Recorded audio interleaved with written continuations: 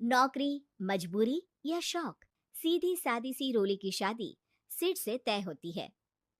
शादी के बाद तुम नौकरी करना चाहोगी? नहीं नहीं, बिल्कुल नहीं।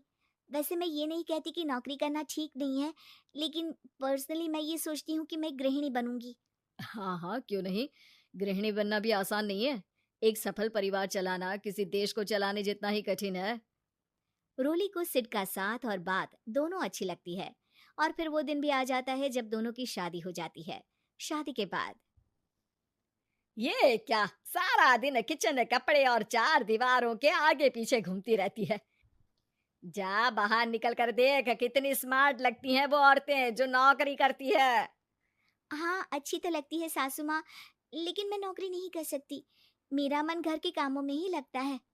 अरे मेरी बेटी तो कमाती है, अपने को फिट भी रखती है और सास को भी खूब शॉपिंग करवाती है।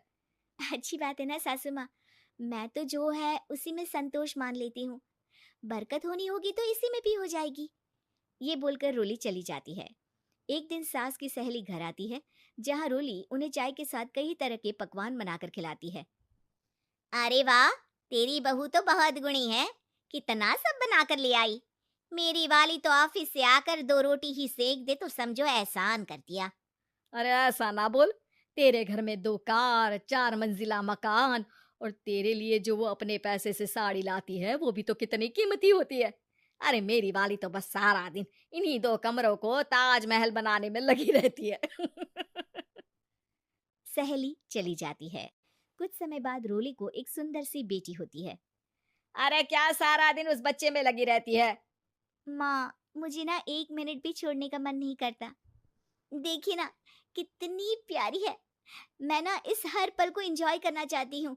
अरे हाँ हाँ, हमने भी बच्चे पाले हैं, हम भी जानते हैं कि कितने प्यारे होते हैं और अपने बच्चे को बढ़ता हुआ देखना कितना अच्छा लगता है। लेकिन एक दिन अचानक और रोली, एक बहुत बड़ी घटना हो गई। एक शॉर्ट सर्किट से पूरी दुकान जल गई। ओह, अब अब क्या कुछ समझ में नहीं आ रहा कि कैसे घर चलेगा। घर की पूरी गाड़ी पटरी पर लाने के लिए कई साल लग जाएंगे और वापस पहले जैसे होने में भी बहुत टाइम लग जाएगा रोली। रोली कुछ सोचती है, फिर अपने 3 महीने के बच्चे को देखती है और कहती है, आप कहें तो मैं नौकरी शुरू कर दूं? माँ मुन्नी को देख लेगी, फिर शाम को तो मैं घर आ ही जाऊंगी। सिड कुछ कहता उससे पहले ही उसकी सास वहां आ जाती है। अरे हाँ हाँ, अब भी तुझे नौकरी करने के लिए पूछना होगा। अरे घर पर इतनी बड़ी विपदा आ गई है, तू है कि बच्चे का मुंह देख रही है। अरे क्या मुझ पर भरोसा नहीं है? अरे नहीं नहीं माँ जी, ऐसा क्यों बोल रही हैं आप? फिर क्या था। सिड से पूछकर 3 महीने की बच्ची को रोली सास के पास छोड़कर चली जाती है। शाम को ऑफिस से आने पर अरे सारा दिन इसने तो चैन नहीं लेने दिया, बस गोदी में ले लेकर घूमती रही। हाथ दर्द हो रहा है। बहू को बहुत गिल्ट फील होता है, लेकिन जब वो घर की हालत देखती है तो चुप रह जाती है। ऑफिस में सहेली कहती है, अरे रोली, तेरी तो बच्ची छोटी है ना, कैसे मैनेज करती है? कैसे मतलब? घर पर रहती है वो अपनी दादी के साथ। ओ यार, कितनी अच्छी है तेरी सास। मेरी सास को जब पता चला कि मैं नौकरी ज्वाइन करने की सोच रही हूँ, वो तो सीधे अमेरिका चली गई मेरी ननद के पास। अच्छा, फिर तू कैसे मैनेज करती है? अरे मैंने तो फुल टाइम मेड रख ली है। ओहो, वो तो बड़ी महंगी होगी ना। हाँ यार, लेकिन कमाई भी तो हो रही है ना। यार, मैं तो कभी अपना बच्चा इनके मम्मी पापा के पास ना छोड़ू। प्यार दुलार में खराब कर देते हैं ये दादा दादी बच्चे को। नहीं नहीं, मुझे अपनी सास पर पूरा विश्वास है। जो मेरे पति को इतनी अच्छी शिक्षा के साथ बड़ा कर सकती हैं, वो मेरी बच्ची को कभी नहीं बिगाड़ेगी। खैर, रोली की इस सोच से उलट पड़ोसियों के बीच हाथ में बच्ची पकड़े रोली की सास कहती है, अरे क्या बताऊं, सारा दिन बहू बाहर रहती है। पहले अपने बच्चे पालो, फिर बच्चों के बच्चे। अरे अपना जीवन तो कुछ रहा ही नहीं।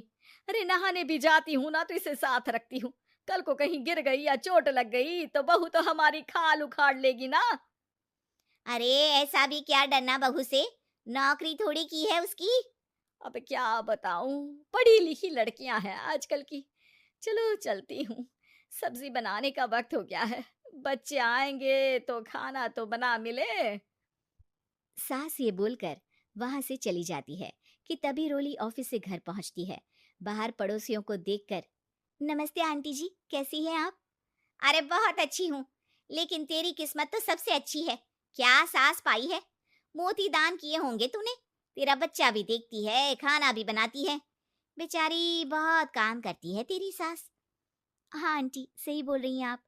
अब ऑफिस भी दूर है तो आने जाने में वक्त चला जाता है। खैर चलती हूँ। हाँ हाँ बेटा जाओ, गर्मा गर्म खाना खाओ। रोली घर आती है, जहाँ सास एक बार फिर छोटी सी मुन्नी की शरारतें गिनाने में लग जाती है। अरे आज तो इसकी वजह से मुझे 2 बार कपड़े बदलने पड़े। बार बार पानी गिरा दे रही थी।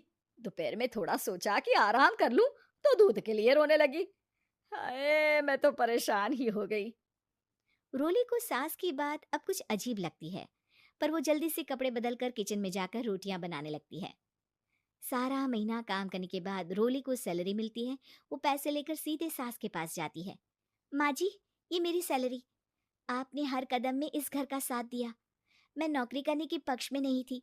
मैं तो अपने बच्चे को बढ़ता देखना चाहती थी। मैं थोड़े में भी खुशी थी। कभी मैंने आपको किचन में पैर नहीं रखने दिया था। घर की मुसीबत नहीं आती तो मैं कभी इन जिम्मेदारियों को आप पर पड़ने नहीं देती। अब सास समझ चुकी थी कि उसकी गलती कहाँ है। हाथ में पैसे देखकर कहती है, मैं पढ़ी लिखी नहीं थी, तो पति ने भी कभी पैसे हाथ में नहीं रखे। बेटे ने भी गल्ला संभाला, लेकिन तूने मुझे समझा। ये मेरा सम्मान है कि एक बहू होकर तूने पूरी सैलरी मेरे हाथ में रखी बेटा।